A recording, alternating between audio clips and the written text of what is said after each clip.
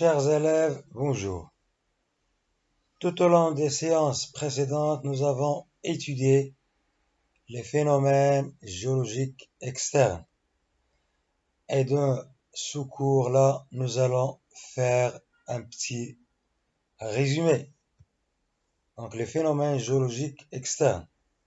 Si vous vous souvenez bien, nous sommes partis des roches sédimentaires, ou bien magmatiques, ou bien métamorphiques, qui composent les différents paysages géologiques qui existent dans notre globe terrestre. Ces roches sont exposées au phénomène de l'érosion. Et cette érosion, on a dit, c'est une modification de ces paysages ou bien de ces roches. Cette modification, cette érosion peut être mécanique et elle peut être chimique. Pour l'érosion mécanique, c'est une désagrégation, ou bien fragmentation, ou bien une abrasion. Alors, il y a des cassures, des arrachements, etc. Pour l'érosion chimique, on a étudié exactement deux types, la dissolution et l'altération. Donc, pour les agents de l'érosion mécanique, il existe plusieurs agents, comme le vent, les pluies, les vagues et le gel, l'alternance gel et dégel. Et puis pour l'érosion chimique, on a vu l'eau et les pluies ou bien les eaux acides. On a quelques exemples ici, c'est un paysage côtier, dans une plage. Ici, l'agent sont les vagues. Ici, on est dans un paysage désertique, c'est-à-dire l'agent, c'est le vent. Ici, on a un paysage composé de roches argileuses, comme des argiles ou bien des marnes. Vous voyez l'action des pluies torrentielles. Et on a ici l'altération ou bien la dissolution des roches.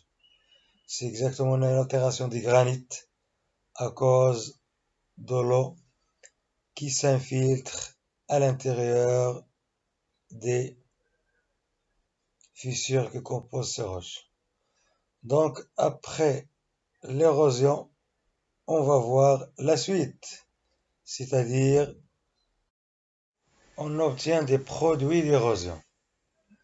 Et on a vu plusieurs exemples, comme les galets, les graviers, les cailloux, les grains de sable, le limon, les particules argileuses, les ions du silice, les ions du calcaire, ou bien du carbonate de calcium, les ions du sel, etc. Ces produits d'érosion vont subir un transport, c'est-à-dire le deuxième phénomène géologique externe. Ce transport s'effectue essentiellement par deux agents. On a l'eau et le deuxième agent, c'est le vent.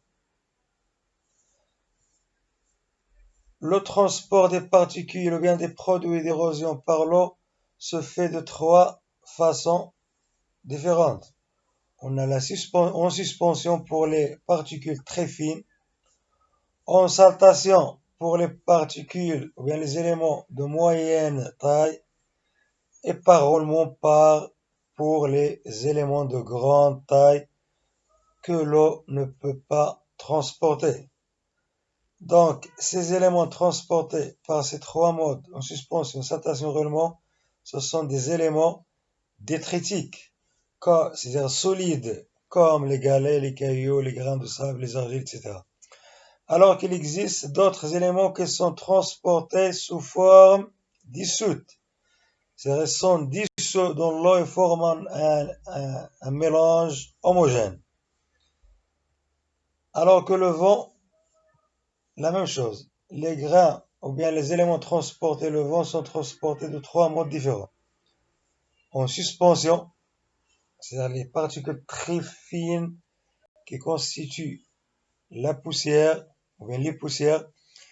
Il y a des éléments transportés en saltation, comme les grains de sable très fins, Et il y a le sable grossier qui est transporté par roulement. Alors, les facteurs qui contrôlent ce type ou là, ce transport, vous voyez bien que dans l'amont, c'est-à-dire près de la source de ce fleuve, les éléments sont non usés, comme vous voyez. C'est-à-dire ils ne sont pas émoussés. Alors que dans l'aval ou bien dans les embouchures du fleuve, les éléments deviennent émoussés. C'est-à-dire ils ont subi un frottement, ce qui a provoqué cette forme. Donc on a obtenu des particules qui sont très émoussées. Même chose pour le sable observé dans les plages et dans les fleuves, comme par exemple le sable, les grains de sable qu'on a vus dans les plages et dans les sable. Donc les facteurs qui contrôlent ce type de transport, c'est en fonction de la vitesse du courant, soit le courant du vent, soit le courant de l'eau, et suivant la taille des particules. Les particules très fines sont transportées en suspension, parce qu'elles sont légères. Et les particules de grande taille sont transportées par roulement, parce qu'elles ont une grande taille. Donc, voilà en ce qui concerne le transport. Maintenant, nous allons voir le phénomène suivant. Donc, ces produits d'érosion qui sont transportés vont se déposer. Donc, on a un dépôt. Donc, on parle maintenant de sédiments qui vont se déposer dans des milieux différents. Et on prend ici l'exemple d'un milieu marin. Donc, c'est le phénomène de la sédimentation. Et comme on a étudié pendant ce cours, ou bien ce phénomène de sédimentation, on a trois types de sédimentation. Sédimentation des éléments d'origine détritique, c'est-à-dire des éléments solides qui sont apportés par exemple par les fleuves, comme les grains de sable, l'argile, etc. On a des éléments, donc c'est ça une fraction terrigène, c'est-à-dire à partir de la terre, donc sont d'origine amenés par les fleuves, sont sur les parties continentales. Alors on a des sédiments d'origine marine, bien de l'eau. On a d'origine biochimique ou bien fraction allochimique, c'est-à-dire des sédiments qui résultent de l'activité des êtres vivants, comme les radiolaires, les foraminifères, etc. Et on a sédimentation des éléments d'origine orthochimique ou bien chimique, c'est-à-dire précipitation des ions dissous dans l'eau, comme les ions du calcaire, le carbonate de calcium et aussi les ions de la silice et les ions du sel. Donc, cette sédimentation, on a trois types de sédimentation de milieu marin et on a aussi les mêmes types de sédimentation, par exemple la sédimentation détritique dans le milieu fluviatile, comme on a vu, et aussi dans le milieu biochimique. Ces sédiments vont être enfouis. Donc, il y a accumulation des sédiments les uns sur les autres. Donc, on va assister à un enfouissement de ces sédiments. Et donc, ces sédiments qui ont été enfouis vont subir le phénomène de la dégenèse. Comme on a déjà vu, ce phénomène s'effectue en profondeur à cause de l'accumulation des sédiments les uns sur les autres. Donc, en évoluant de la surface vers les grandes profondeurs, les sédiments vont subir la compaction, c'est-à-dire le rapprochement entre les particules qui forment ce sédiment. Et on voit ici une coquille qui a été enfouie dans ce sédiment. Donc, on va assister à une fossilisation. Et après, il y a cimentation. Donc, on obtient une roche qui renferme un fossile. Et on sait que les conditions, les facteurs qui interviennent dans ce phénomène de dégenèse, ce sont la pression et la température. Car on sait que avec la profondeur, la pression et la température augmentent. On a déjà vu que ces roches sédimentaires s'organisent de façon très spéciales dans les paysages géologiques. D'abord, elles sont sous forme de couches, strates, les unes sur les autres.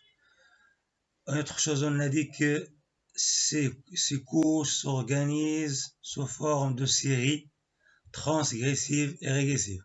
On voit que la taille des particules ou bien que forment les roches ici sont de grande taille. Puis, en augmentant dans la série, on arrive ici à des sédiments, bien des particules de petite taille. Alors, en augmentant, on voit l'inverse, c'est-à-dire de petite taille, puis de moyenne taille, puis les particules de grande taille, ou bien les sédiments de grande taille qui s'installent en dernier. On voit ici le phénomène de l'érosion.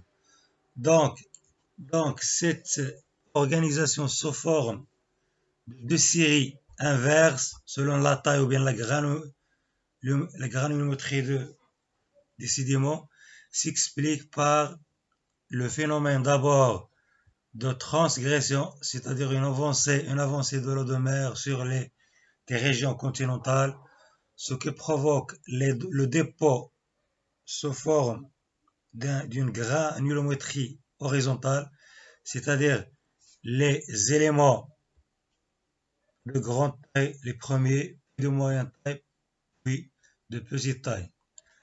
Après ce phénomène de transgression qui dure 10 millions d'années, survient le deuxième phénomène qui est la régression. Et on voit ici le recul des eaux de mer, ou bien le retrait des eaux de mer. On voit ici le niveau de l'eau de mer ici, alors que dans le phénomène de régression, il est ici.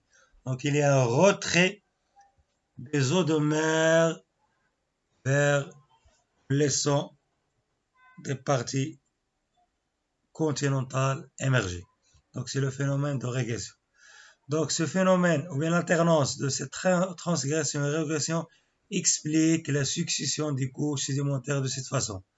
Et donc ils vont constituer un cycle sédimentaire comme on a déjà vu lors de la dernière leçon.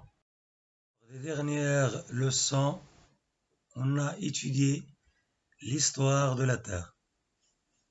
Et surtout, on a déterminé une échelle stratigraphique ou bien une échelle des temps géologiques. On a aussi étudié quelques événements qui se sont passés dans l'histoire de notre globe terrestre.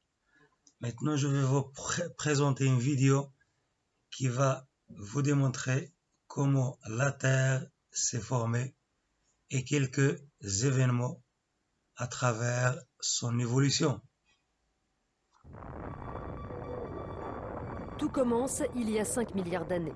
Non loin du Soleil, alors en train de se former, un nuage de poussière se condense en une grosse boule dont l'aspect ressemble à celui de notre Lune. Cette boule, c'est la Terre. 400 millions d'années plus tard, une énorme météorite heurte cette Terre primitive. Sous le choc des débris géants sont projetés dans l'espace. Ils se mettent à tourner tout autour de la Terre et petit à petit se rassemblent sur une même orbite, formant un anneau.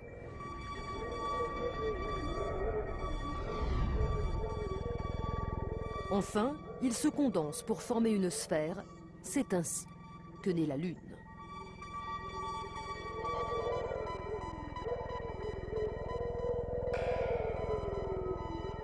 Progressivement, elle va s'éloigner de la Terre pour arriver à sa position actuelle.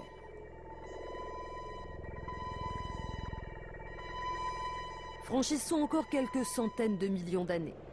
La pression est montée dans les entrailles brûlantes de la Terre. La croûte cède. De gigantesques mers de lave se forment à la surface, ainsi que d'énormes volcans.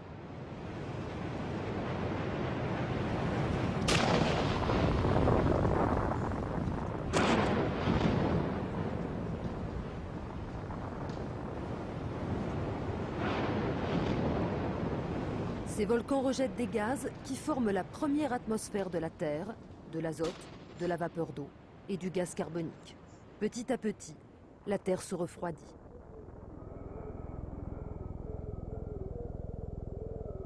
La vapeur d'eau retombe en pluie sur la Terre, une pluie qui va durer une bonne centaine de millions d'années. Ainsi vont se remplir les océans. C'est justement dans ces océans que la vie apparaît. La surface de la Terre est toujours en mouvement. Il y a 250 millions d'années, tous les continents sont agglomérés en un seul. C'est ce que l'on appelle la Pangée. C'est le début du règne des dinosaures. Puis, ce continent géant se disloque. Les différents morceaux se mettent à dériver tout autour du globe. Il y a 65 millions d'années, une nouvelle météorite géante s'écrase dans ce qui deviendra le golfe du Mexique.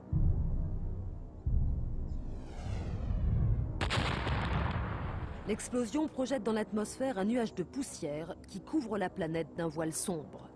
Le climat se refroidit, entraînant la disparition des dinosaures.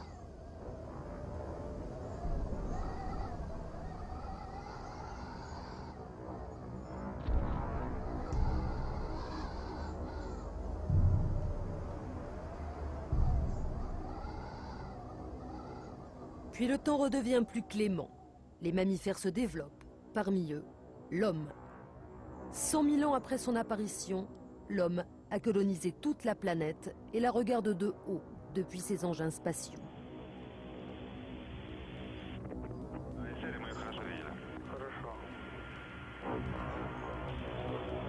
Mais l'histoire de la Terre ne s'arrête pas là. La dérive des continents va se poursuivre. L'Afrique se rapproche régulièrement de l'Europe, un mouvement qui entraînera à terme la disparition de la Méditerranée.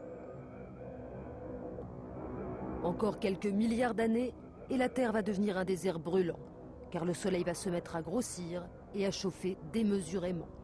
Toute vie va disparaître de la Terre, qui se transformera à nouveau en une boule de lave en fusion. Enfin, la chaleur du Soleil sera telle qu'elle vaporisera la Terre, la transformant en un nuage de gaz et de poussière. Ainsi, la Terre aura vécu 10 milliards d'années. Aujourd'hui, nous n'en sommes donc qu'à la moitié de son existence.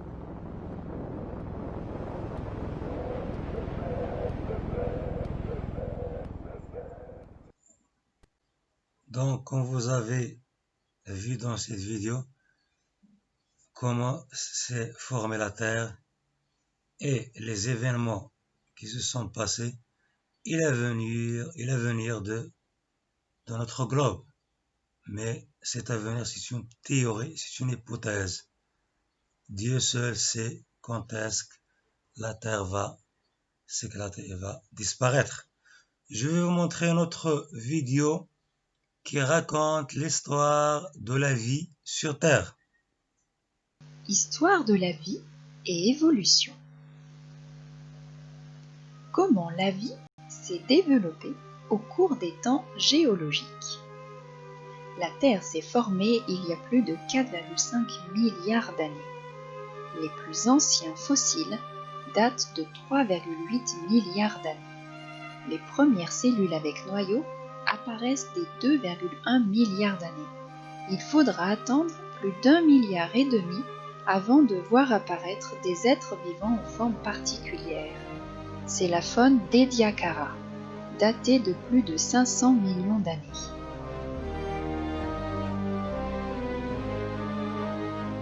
Les premières plantes terrestres apparaissent également. Se développent aussi les premiers vertébrés, après 500 millions d'années, comme les premiers poissons. Ici, nous voyons des fougères géantes. La vie se développe dans l'air et sur la Terre, avec une riche faune et flore vers 360 millions d'années. Les dinosaures apparaissent dès 280 millions d'années. Dans l'eau, il y a beaucoup d'êtres qui vivent, comme les nautiloïdes.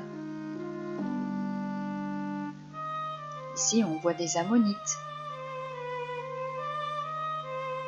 Là, c'est un mésosaure. Les premiers mammifères apparaissent vers 205 millions d'années. Et il y a 100 millions d'années était une ère où vivaient de nombreux dinosaures et des animaux marins très divers. Par exemple, le mosasaure, qui a disparu depuis. Le bien connu tyrannosaure rex. De très nombreux dinosaures se développent. L'ancêtre des oiseaux, l'Archaeopteryx. Dès 65 millions d'années, les dinosaures et de nombreuses espèces disparaissent. Une des hypothèses de la cause de leur disparition est la chute de météorites ou encore des éruptions volcaniques pendant de très nombreuses années. Une fois les dinosaures disparus, les primates ont pu apparaître. Et enfin, l'homme, qui est très récent dans l'histoire de la vie. Sur cette illustration, nous voyons une baleine primitive. C'est une reconstitution, bien sûr, cette baleine n'existe plus. Ici, c'est un australopithèque, datant d'environ 4 millions d'années. Et l'homme moderne, Homo sapiens, vers 200 000 ans, il apparaît. Voilà tout le récapitulatif de l'histoire de la vie au cours des temps géologiques. Les formes se sont différenciées de plus en plus. Les espèces sont de plus en plus nombreuses. Mais au cours de cette histoire de la vie, il y a eu de nombreuses extinctions au fil du temps, c'est-à-dire des disparitions de nombreuses familles, à plusieurs moments des temps géologiques. Une des dernières extinctions date de 65 millions d'années, qui a donné fin à l'ère des dinosaures et de nombreuses espèces marines.